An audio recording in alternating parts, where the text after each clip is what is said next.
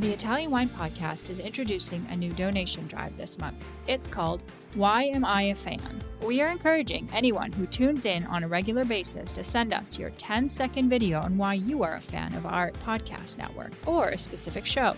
We will then share your thoughts with the world with the goal of garnering support for our donation drive.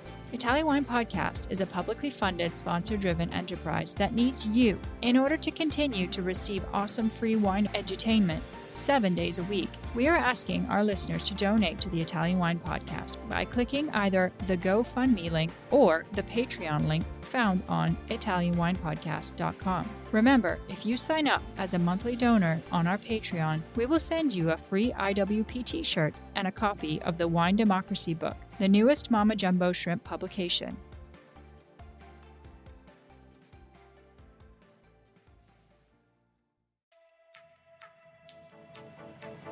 Welcome to this special Vinitaly International Academy 2022 Taormina Gourmet and Mt Etna Gita Scolastica series. The last week of October took a team of our staff and 15 Vinitaly International Academy ambassadors to the annual Taormina Gourmet event hosted by Cronache di Gusto, and then on to explore several vineyards and wines on Mt Etna. Of course, we documented the whole experience. Listen in as Cynthia Chaplin narrates her travel adventures. And remember, if you prefer written content, just go to our blog on italianwinepodcast.com. Now, onto the show.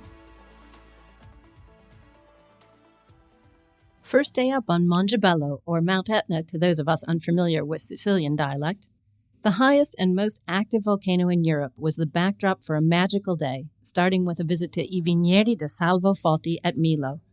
Early in the 21st century, this inspirational man became one of the backbones for all the winemaking on Etna, and today we were greeted by his son Simone, clearly having inherited an intense passion from his father. Simone took us through the vineyards, pointed out that no lava flow ever reached this position, where they have dense plantings in the Albarello style with vines staked to chestnut staves. We saw the staves themselves for future plantings, aging in an open-air shed, reached by a path covered in the bristly, furry chestnut shell husks. Volcanic ash and sand in the soil provide natural fertilizer, along with magnesium and potassium for the Grenache and Nerello Mascalese vines, growing at up to 1,000 meters above the sea, 8 kilometers from the sea, 10 kilometers from the volcano. Foti is working with ungrafted vines, which adapt better to the constantly changing soils, with microvinification of each set of vines showing different pH and acidity levels.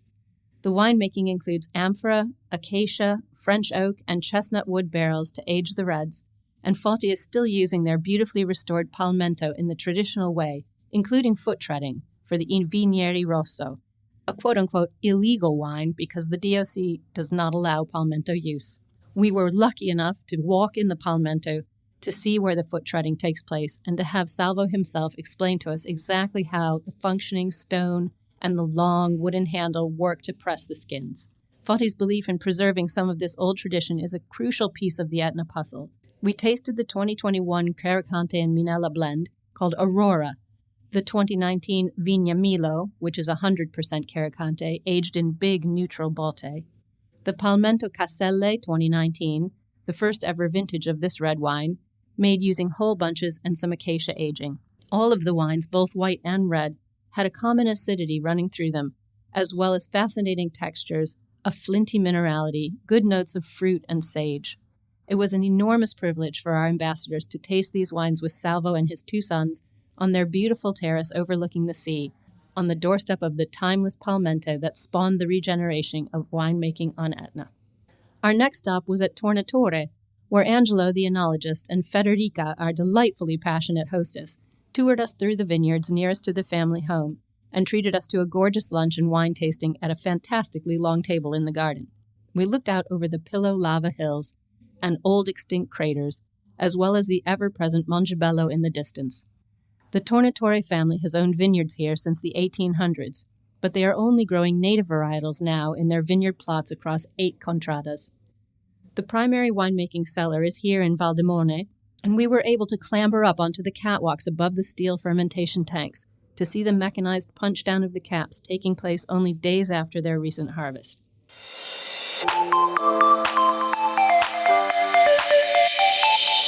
Are you enjoying this podcast, there is so much more high-quality wine content available from Mama Jumbo Shrimp. Check out our new wine study maps, our books on Italian wine, including Italian Wine Unplugged, The Jumbo Shrimp Guide to Italian Wine, Sangiovese Lambrusco and Other Stories, and much, much more on our website, mamajumboshrimp.com.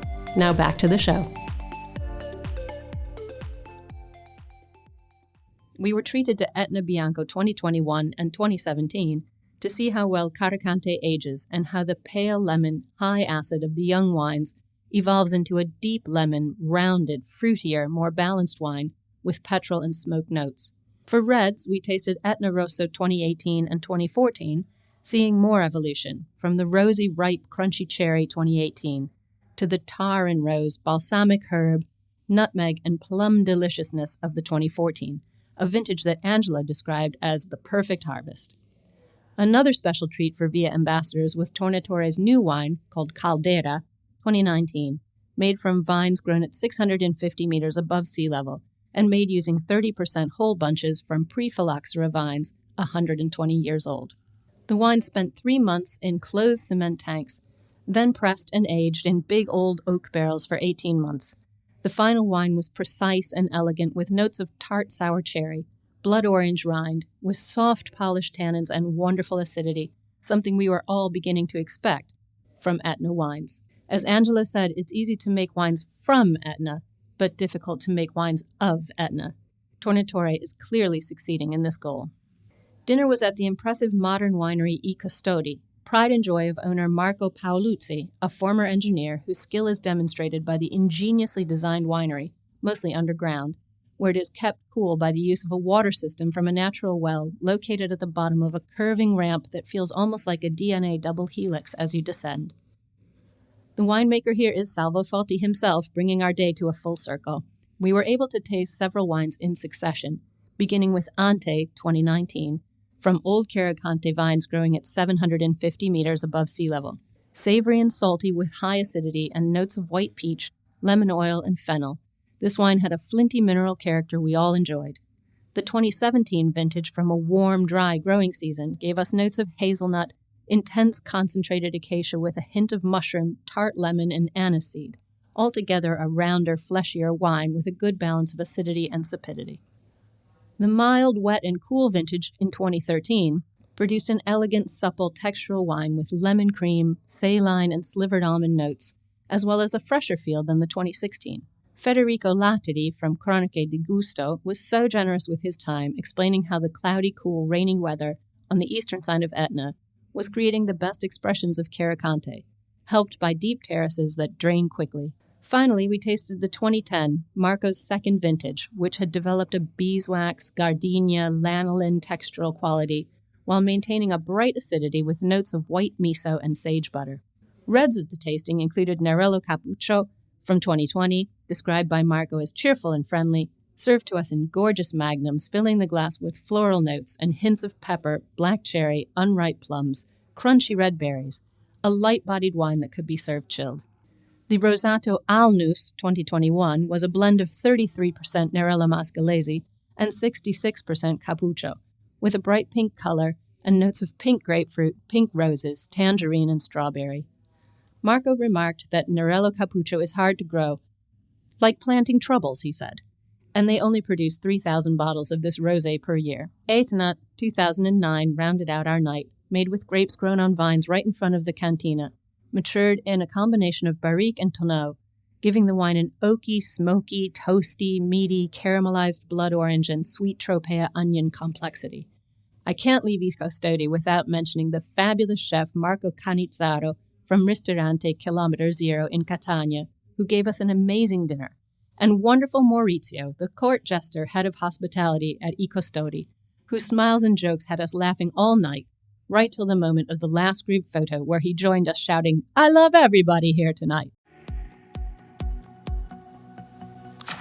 Listen to the Italian Wine Podcast wherever you get your podcasts. We're on SoundCloud, Apple Podcasts, Spotify, Himalaya FM, and more. Don't forget to subscribe and rate the show. If you enjoy listening, please consider donating through ItalianWinePodcast.com. Any amount helps cover equipment, production, and publication costs. Until next time, chin chin.